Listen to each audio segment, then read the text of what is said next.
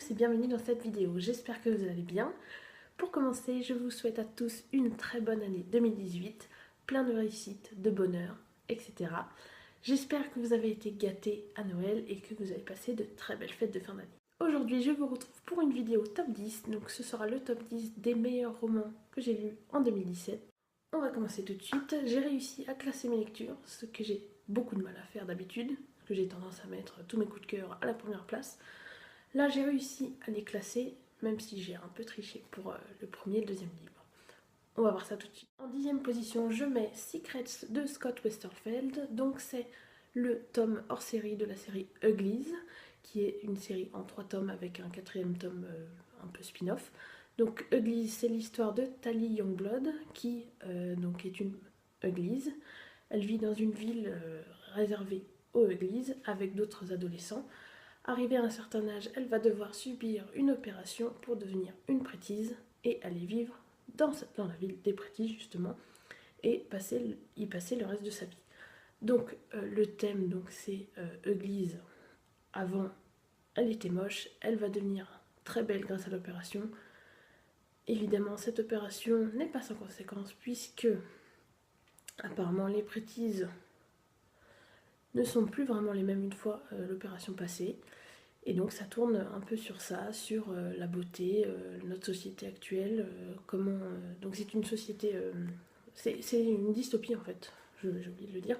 C'est une dystopie, donc je crois que ça a même été écrit avant Hunger Games. Donc c'est une dystopie qui va parler donc des codes de la beauté, de notre société, de la chirurgie esthétique, etc. Et donc dans ce petit livre Secrets, c'est un petit guide absolument réservé aux fans de la série, puisque quelqu'un qui ne connaît pas la série n'y trouvera aucun intérêt. Donc c'est très court, voilà, je ne sais pas si vous voyez comme ça se présente. Dedans, on aborde plein de choses, donc ça va être plusieurs aspects de l'histoire, les personnages, les armes, comment la société est faite, etc. Et donc moi j'ai beaucoup adoré ce livre, ça m'a permis d'apprendre plus de choses sur cet univers, sur comment il a été conçu par l'auteur, de répondre aussi à certaines questions qui avaient pu rester sans réponse, et puis évidemment de voir à quel point l'auteur a tout compris à notre société, donc comme je disais, à tout ce qui est chirurgie esthétique, notre rapport à ça dans la société actuelle, mais aussi au mal-être des adolescents et aussi à l'importance de l'apparence dans notre société actuelle.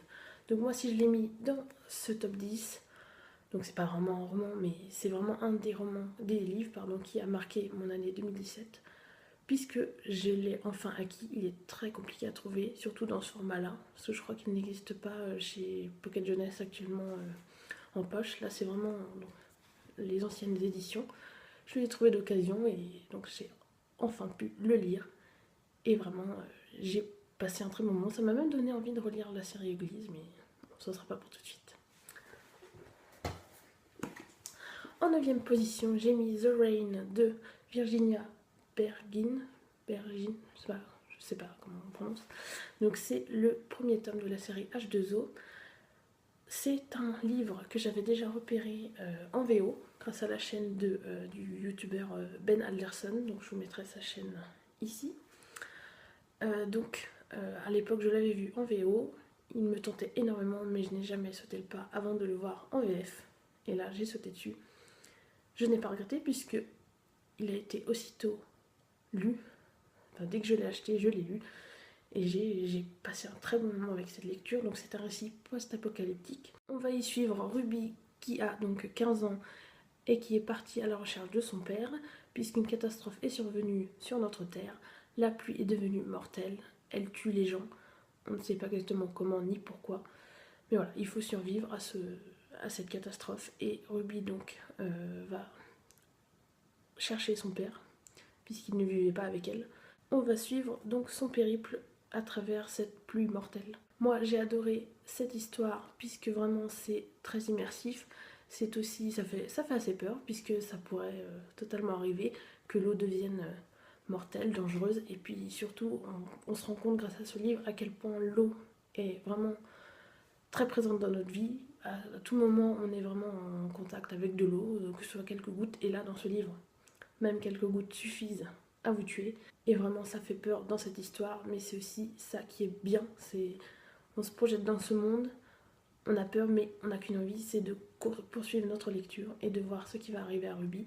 En plus, ça fait un peu comme un huis clos, puisque Ruby, au départ, est bien entourée et elle finit par se retrouver de plus en plus seule. En bref, c'est une histoire qui est très prenante, et si vous aimez le post-apocalyptique, je vous le conseille.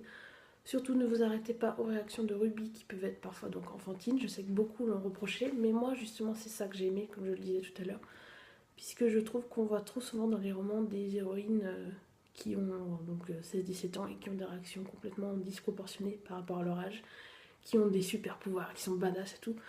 Ça peut être bien, mais là pour le coup, dans cette situation, j'ai aimé que ces réactions soient complètement décalées par rapport à la réalité, puisque ça correspond tout à fait à ce que pourrait faire une jeune fille de 15 ans. Donc je vous le conseille fortement, si vous n'avez pas déjà craqué. La fin est assez... C'est un cliffhanger, je pense. Et je ne sais pas quand sort le tome 2, mais ce qui est sûr, c'est que je le lirai. En 8ème position, j'ai mis Maybe Someday de Colleen Hoover. Donc c'est le premier Colleen Hoover que j'ai lu. Et ce n'est pas le dernier, puisque j'ai ensuite lu Ugly Love, pardon. Donc ce premier Colleen Hoover a été un énorme coup de cœur. J'ai adoré les personnages. Donc l'histoire, c'est Sydney qui se rend compte que sa vie allait très bien jusqu'à ce qu'elle se rende compte que son petit ami la trompe avec sa meilleure amie. Du coup, elle s'en va, ni une ni deux, dès qu'elle apprend ça, puisque bien sûr, elle tombe sur eux en rentrant chez elle dans leur appartement. Et elle va se réfugier chez son voisin, qui est Ridge. Et de là, donc voilà, l'histoire d'amour avec Ridge va commencer. C'est une très belle histoire d'amour, il y a beaucoup d'émotions. Colleen Hoover est très douée pour ça. Et moi, ce que j'ai surtout adoré, c'est la petite particularité de Ridge. Donc si vous l'avez lu, vous savez de quoi je parle, mais moi, j'ai été complètement bluffée. Je ne m'y attendais pas du tout, je m'attendais vraiment à une romance un peu classique. Moi, quand j'ai lu ça dans le livre, je me suis retrouvée vraiment toute bête devant mon livre. Vraiment, je ne m'attendais tellement pas à ça. Et vraiment, j'ai adoré, adoré, adoré. Et puis, bien sûr, il y a, si vous voulez, vous pouvez écouter aussi avec la musique, puisqu'il y a toute une bande de son qui va avec ce livre. La musique a une très grande importance dans ce récit, et moi, ça, j'ai encore plus adoré. Et donc, ce ne sera évidemment pas le dernier Colleen Hoover que je lirai, loin de là.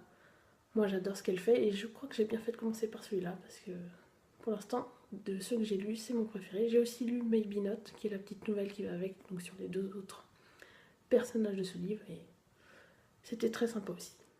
En 7ème position, je vous parle d'un Havre de paix de Nicolas Sparks, donc aux éditions Michel Lafon en grand format. C'est une édition qui n'est quasiment plus trouvable. J'ai galéré à la trouver d'ailleurs, mais voilà, je tenais vraiment à l'avoir dans cette édition-là, que je trouve trop belle. Donc voilà, je suis très contente de l'avoir. L'histoire, c'est celle de Cathy qui débarque dans une petite ville de Caroline du Nord pour repartir de zéro, recommencer sa vie. Elle va donc donc c'est une fille très mystérieuse qui n'en dit pas beaucoup sur elle, mais elle va finir quand même par se lier d'amitié avec Alex qui tient une épicerie dans cette petite ville. Mais malheureusement, donc il va y avoir évidemment une petite histoire d'amour entre eux. Mais comme dit dans le résumé, les fantômes de son passé vont ressurgir et venir tout chambouler. À elle de savoir si l'amour pourra en quelque sorte la sauver. C'est le premier Nicolas Sparks que je lis. J'avais vu le film avant, donc du même titre, Un Havre de paix, film qui est une très bonne adaptation de ce roman. Même si je connaissais l'histoire d'ailleurs, et même si surtout je connaissais le petit twist de fin, ça ne m'a pas empêché d'apprécier ma lecture, bien au contraire, et ce ne sera surtout pas le dernier Nicolas Sparks que je lirai, j'en ai d'ailleurs 5 qui m'attendent dans ma palle. J'ai donc adoré ce roman tout d'abord parce que l'histoire d'amour est très belle, comme toujours avec les Nicolas Sparks, puisque j'ai vu d'autres films de lui et vraiment c'est toujours très poétique, magnifique ces films, voilà, je vous les conseille fortement si vous n'avez pas envie de lire les livres. Mais surtout, ce livre va aborder des thématiques très importantes, donc comme la violence conjugale ou la violence psychologique, et vraiment c'est des thèmes dont il faut parler et qui sont très bien traités ici, donc je vous le conseille fortement. Si vous n'avez jamais lu Nicolas Sparks, foncez. Si vous aimez la romance, foncez, puisque c'est vraiment pour ça, rien qu'en film, c'est un des meilleurs pour moi. Donc en livre, voilà, vu que le livre est très bien adapté, on retrouve la poésie d'ailleurs dans les livres, la même poésie que dans les films. Donc franchement, n'hésitez pas. En 6ème position, j'ai mis Nil, donc le tome 1 de Lynn Matson aux éditions Pocket Jeunesse. Donc si vous avez suivi mes petites aventures sur Instagram, j'ai lu récemment le tome 2 et le tome 3 Le tome 3 m'a beaucoup déçu, du coup je vais rester en fait avec uniquement ce tome 1 qui, j'en suis très contente, peut se lire seul. Ça c'est assez rare et c'est un des atouts de ce livre, je trouve. Donc Nils, c'est l'histoire de Charlie qui va un jour être happée par un espèce de courant d'air alors qu'elle est partie faire des courses. Elle est happée par ce courant d'air et elle est projetée sur une île qui s'appelle donc l'île de Nil. Elle y est projetée dessus, donc elle arrive toute nue, sans rien, absolument rien sur elle. Elle va découvrir qu'elle n'est pas toute seule sur cette île. Elle va y trouver donc d'autres jeunes de son âge qui vont lui révéler qu'en fait elle a exactement 365 jours pour s'échapper de cette île. Sinon, au bout de ces 365 jours, elle mourra. Voilà, donc déjà l'histoire en elle-même, moi ça m'a complètement emballée. J'ai mis du temps à l'acheter puisque j'avais vu pas mal de retours négatifs, notamment sur le personnage de Charlie. Mais voilà, j'ai fini par craquer et je n'ai pas regretté une seule seconde. Beaucoup de gens ont trouvé cette histoire parfois très superficielle ou très cliché. Alors oui, il y a quelques clichés. Charlie est un peu superficielle, mais moi ça ne m'a vraiment pas dérangé, enfin pas autant que je le pensais. Et en fait l'intrigue principale surpassait ça et j'ai vraiment adoré, adoré. L'autre personnage aussi, Tad, est top. Enfin les deux sont top en fait, j'ai beaucoup aimé. Même si certains passages donc sont un peu, comment dire, c'est déjà vu quoi. Il y a des obligatoirement hein, quand il s'agit de young adultes. Mais sinon, l'intrigue de cette histoire est géniale. Il y a beaucoup de suspense, notamment à cause de ce compte à rebours des 365 jours. Surtout que Shirley arrive, elle rencontre Tad qui lui est déjà là depuis un petit moment. Donc ça rend le tout très addictif. On ne voit pas les pages passer. Et puis surtout, alors je sais pas si on voit. Je vais vous montrer avec Charlie pour pas vous spoiler. Allez, hop. Voilà, le chapitre 3 par exemple. Si on verra bien, hop, voilà. Donc on a à chaque fois une alternance de point de vue, ce que j'adore. Et donc on a le prénom avec le jour, le nombre de jours restants. Un compte à rebours terrible qui fait surtout qu'à la fin, voilà, moi j'ai pas pu le lâcher. Vraiment, il a fallu que je le termine absolument, même si j'avais d'autres choses à faire. La fin d'ailleurs, voilà, ça m'a horrible. Dans le sens que j'ai cru que mon cœur n'y survivrait pas, pardon. Et en même temps, j'ai adoré, voilà, j'ai adoré la fin et franchement, je vous le conseille. Surtout, moi vraiment, comme je l'ai dit tout à l'heure, le gros avantage, c'est qu'on peut le lire seul si on n'a pas envie de se lancer dans une trilogie. Donc n'hésitez pas à foncer. En 5ème position, j'ai mis The Silent Waters, le tome 3 de la série The Elements de Brittany Setcheri, que j'ai lu en VO. C'est de loin mon tome préféré de la série pour l'instant, puisque je n'ai pas encore lu le tome 4. Donc c'est l'histoire de Maggie qui, quand elle était petite, a vécu un événement traumatisant qui a fait qu'elle a perdu sa voix suite à cela. On suit également Brooks, donc son meilleur ami, la relation qu'il y a entre eux et qui va donc évoluer au fil des années, puisque c'est une histoire qui se déroule sur plusieurs années, ce que j'ai vraiment adoré, puisque d'habitude, dans les romans c'est assez classique, on voit deux personnages adultes qui se rencontrent et leur histoire naît à partir de là. Là, c'est vraiment quelque chose qui naît quand ils sont petits et qui se développe petit à petit. On le voit puisqu'on les suit tout au long de ces années et vraiment, moi j'ai adoré quoi. C'est vraiment des personnages de dingue. Brooke c'est juste parfait, surtout avec Maggie. Voilà, c'est un des seuls à pouvoir communiquer avec elle malgré le fait qu'elle n'ait plus de voix et voilà, il est vraiment parfait avec elle. Même quand il lui arrive quelque chose jusqu'au bout. Voilà, c'est une histoire vraiment très belle, parfaite. Et puis l'écriture de Brittany est tout simplement magnifique. Voilà, surtout en VO, on peut vraiment le voir. Voilà, moi je vous le conseille vraiment, surtout en VO, le niveau est très facile. J'ai aussi aimé la plupart des personnages secondaires puisque chacun apporte quelque chose à Maggie pour qu'elle aille mieux. Et ça vraiment j'ai beaucoup apprécié puisque la place de ces personnages est aussi importante quasiment que celle de Brooks. Il y a aussi des thématiques importantes qui sont abordées dans ce livre, donc qui sont très bien traitées, qui rendent le récit encore plus touchant et encore plus fort. Et puis moi, surtout ce que j'ai aimé, c'est que dans ce livre, les livres justement ont une place très importante. Et ça, c'est pareil, on ne le voit pas toujours dans les romances ou dans les romans tout court. Donc je vous le conseille fortement en VO si vous pouvez, parce que vraiment c'est là qu'on voit tout l'étendue du talent de Brittany. En quatrième position, j'ai mis évidemment Phobos 3 de Victor Dixon. Donc qui ne connaît pas cette saga? Je ne la présente plus, je vais quand même vous faire un petit résumé du tome 1.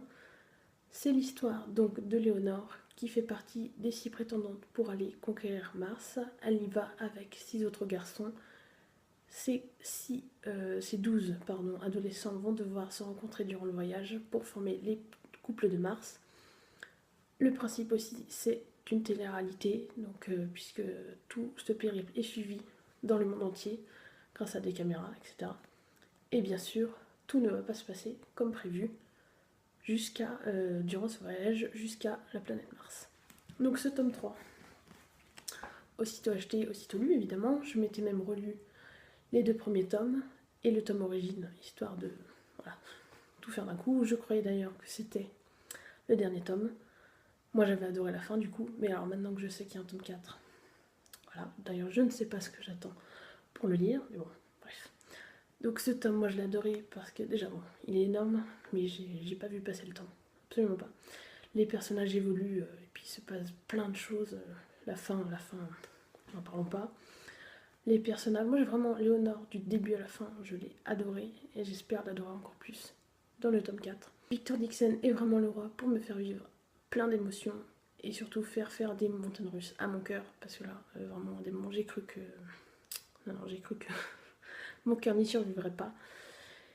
Et il y a énormément de rebondissements, et vraiment le thème, surtout, moi ce que j'adore, c'est vraiment ce thème très actuel de la conquête de Mars. On s'y croit vraiment puisque l'auteur a fait beaucoup de recherches, il y a des schémas explicatifs, toute la partie scientifique est très bien conçue et très fournie, donc à aucun moment on se dit que c'est une fiction finalement, puisque ça pourrait être possible, vu qu'on en parle actuellement. Voilà, donc moi j'adore ce genre de récit, et maintenant il ne me tarde qu'une chose, c'est de me jeter sur le tome 4. On arrive enfin dans le tome 3, et j'ai décidé de mettre en 3ème position Le souffle de Midas, le tome 1, donc des chroniques homérides d'Alison Germain, la booktubeuse, Lily Bookin. Si vous ne connaissez pas, je vous mettrai sa chaîne, évidemment. Donc Le souffle de Midas, sorti cette année le 31 octobre aux éditions du Chat Noir. J'ai absolument adoré, voilà, je vous en parlais dans ma vidéo présentation. Et voilà, c'est l'histoire, peut-être que je vous parle de l'histoire. C'est l'histoire de Louise qui un jour, en sortant du travail, va tomber sur une femme qui est mourante, qui va lui transmettre son pouvoir, donc le souffle de Midas. Suite à cela, il va arriver plein de choses à Louise. Elle va aussi rencontrer un certain Angus qui pourrait l'aider. Et voilà, donc je n'en dis pas plus. Moi j'ai adoré les personnages. Louise juste géniale. Angus aussi, leurs échanges sont juste parfois à mourir de rire. Voilà, j'ai vraiment adoré ça. C'est surtout l'univers aussi que j'ai adoré, puisque c'est quelque chose qu'on ne voit pas souvent dans les livres, cette mythologie.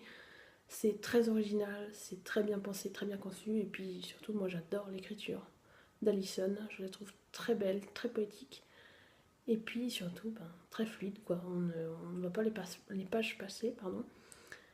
Et puis je ne peux pas parler de ce livre sans parler de la fin, qui est juste... non, voilà, pas possible. Moi j'ai qu'une envie, c'est de me jeter sur la suite. Je ne sais pas encore quand elle sortira, mais je vais guetter ça. On arrive enfin aux 2 dernières positions de ce top, et c'est là où j'ai triché, puisque j'ai mis les 2 derniers livres à la même position, c'est-à-dire à la première ex aequo. Je vous parle donc de Marquer les ombres et d'une bresse sous la cendre. Tout d'abord, j'ai mis en première position Marquer les ombres, le tome 1 de Véronica Ross. C'est l'histoire de Syrah et d'Akos qui vivent dans une autre galaxie qui comporte 9 planètes, chacune régie par des règles différentes. Dans cette galaxie, certains individus ont des pouvoirs qui peuvent les rendre à la fois vulnérables ou dangereux. Syrah, elle, vit auprès de son frère qui est un tyran sanguinaire, alors que Akos lui vient d'une nation pacifique. Ils vont finir par se rencontrer, je ne dis pas comment, et malheureusement ils vont devoir soit céder, soit se détruire s'ils veulent survivre. Voilà, je n'en dis pas plus, je ne sais pas si j'ai bien résumé, mais je vous laisserai le lien pour aller voir ça. Donc c'est un univers fantasy, mais aussi avec un peu de science-fiction, et moi j'ai tout simplement adoré, les personnages sont géniaux. Le côté pouvoir aussi est vraiment ce qui m'a le plus plu. Moi, dès qu'il y avait un nouveau personnage, j'attendais de voir si il avait un pouvoir, et surtout lequel. Et les pouvoirs sont extrêmement bien pensés. c'est quelque chose que je n'ai jamais vu. Et puis Véronique Arros, quoi. Moi j'avais lu Divergente que j'ai adoré, et là, encore une fois, elle montre son talent d'écrivain, et je n'ai qu'une hâte, c'est de lire le tome 2. Il y a aussi une alternance de points de vue dans cette histoire, ce que j'adore toujours moi. Et puis c'est très immersif, on est embarqué, voilà, c'est très addictif aussi. Moi je n'ai pas pu le lâcher, et puis surtout chez Nathan, comme toujours, c'est écrit assez aéré. Et puis l'histoire, de toute façon l'histoire est tellement prenante qu'on n'a qu'une envie, c'est de savoir ce qui va arriver. Et puis la fin quoi. Encore une fois, un livre avec une fin absolument horrible pour nos nerfs de lecteurs, et moi il me faut vraiment ce tome 2. D'ailleurs je vous mets la couverture du tome 2 qui sort en VO en avril 2018, et même regardez cette couverture, moi je la trouve trop belle. Celle du 2 est encore plus belle. Voilà, donc je sais même pas si je vais pouvoir attendre la sortie VF. J'espère qu'il sortira en même temps que le tome 2 en VO. Voilà, donc je vous le conseille fortement. Même si vous n'avez pas aimé Divergente, ça n'a absolument rien à voir. Si vous aimez la fantasy, foncez sans hésiter. Je suis sûre que ça vous plaira. L'autre livre que j'ai mis en première position dans mon top, c'est Une braise sous la cendre, le tome 1 de Sa bataille aux éditions PKJ. C'est un livre que j'ai trouvé d'occasion chez Gilbert Joseph à 14,20 € au lieu de 18,50 €. Je ne pensais pas être convaincue, je pensais que c'était une histoire donc fantasy, mais assez classique. Qu'est-ce que je me suis trompée déjà. Et surtout, je ne regrette absolument pas mon achat. J'ai aussi trouvé le tome 2 en même temps, et ça aussi, très bon achat, puisque la fin du 1 est tout simplement horrible. On n'a qu'une envie, c'est de se jeter sur la suite. Donc ça, c'est prévu pour bientôt. L'histoire, c'est celle d'un monde partagé autrefois entre les érudits d'un côté, donc ceux qui savent lire, écrire, qui s'occupent de la culture, etc. Et de l'autre, les soldats d'élite, les martiaux. Mais un jour, les martiaux ont décidé d'écraser les érudits et de les réduire en esclavage. Nous allons suivre Laïa, qui est une érudite, et Elias, qui lui est un martial. Bien sûr, ils vont se rencontrer dans des circonstances que je ne vous dirai pas. Ces deux personnages n'ont qu'un but, c'est de combattre pour leur liberté. Voilà, je n'en dis pas plus. Je ne veux pas trop en dire, ni vous spoiler, mais voilà, moi déjà c'est un univers qui me fait penser un peu au Mille et une nuits de par son décor, puisque nous sommes dans un monde, une ville déjà qui est au milieu du sable, des dunes, etc. La lune est rouge, je crois, si je ne dis pas de bêtises, et vraiment c'est une ambiance très particulière. J'ai adoré ce récit puisqu'il est très addictif, il m'a fasciné, il est tellement bien conçu, on est plongé dedans dès les premières pages. Moi, dès que j'ai lu le premier chapitre, j'ai su que j'allais aimer ce livre, que j'allais y plonger peut-être la première et que je n'en ressortirais pas avant un moment. Bon, je ne l'ai pas lu d'un trait vu qu'il est assez gros, mais voilà, j'ai complètement adoré. Et surtout, c'est un monde impitoyable qui est violent, mais pour autant, voilà, on ne peut pas s'arrêter de le lire. C'est violent, mais en même temps, c'est très bien pensé. On s'y croit vraiment, et voilà, je vous le conseille fortement. Si vous aimez surtout la fantasy. Et puis alors les personnages. Moi au départ, donc Elia, je l'aimais dès la première seconde. C'est un personnage qui a des faiblesses, mais qui bien sûr, vu son statut, ne peut absolument pas les montrer. N'a surtout pas intérêt, surtout de les montrer. Et puis voilà, dès le début je l'ai aimé pour ses valeurs et son caractère. Et puis il y a de l'autre côté Laïa, qui au départ m'a paru un peu effacée, un peu faible je dirais, mais voilà, au fil du récit, elle évolue et elle devient forte, courageuse. Moi, j'ai adoré son évolution. Et je n'ai qu'une envie, c'est de me jeter sur le tome 2 pour voir ce qui arrive à nos personnages. Donc je vous le conseille vraiment. Si vous hésitez, il n'y a pas à hésiter. Voilà, n'ayez pas peur de cette brique. Franchement, on ne la va pas passer. En plus, on alterne les points de vue, ce qui rend le récit encore plus facile à lire, moi je trouve. Et puis encore plus intéressant. Donc voilà, n'hésitez pas, je crois que... Bon, je sais que c'est une trilogie, mais je ne sais pas du tout quand sort le tome 3. Mais voilà, il y a déjà au moins les deux premiers tomes de disponibles, donc n'hésitez pas à foncer. J'espère que ce top 10 des meilleurs romans de mon année 2017 vous aura plu. N'hésitez pas à me dire en commentaire quelles sont vos meilleures lectures de 2017, que ce soit des romans ou des lectures dans d'autres formats. Moi, je vous ai prévu une vidéo spéciale sur les coups de cœur que j'ai eus en 2017 qui ne sont pas des romans. Donc n'hésitez pas à vous abonner pour ne pas louper ça. N'oubliez pas également de liker la vidéo si ça vous a plu. En attendant, je vous souhaite encore une fois une très bonne année 2018 et je vous souhaite de très bonnes lectures. À la prochaine!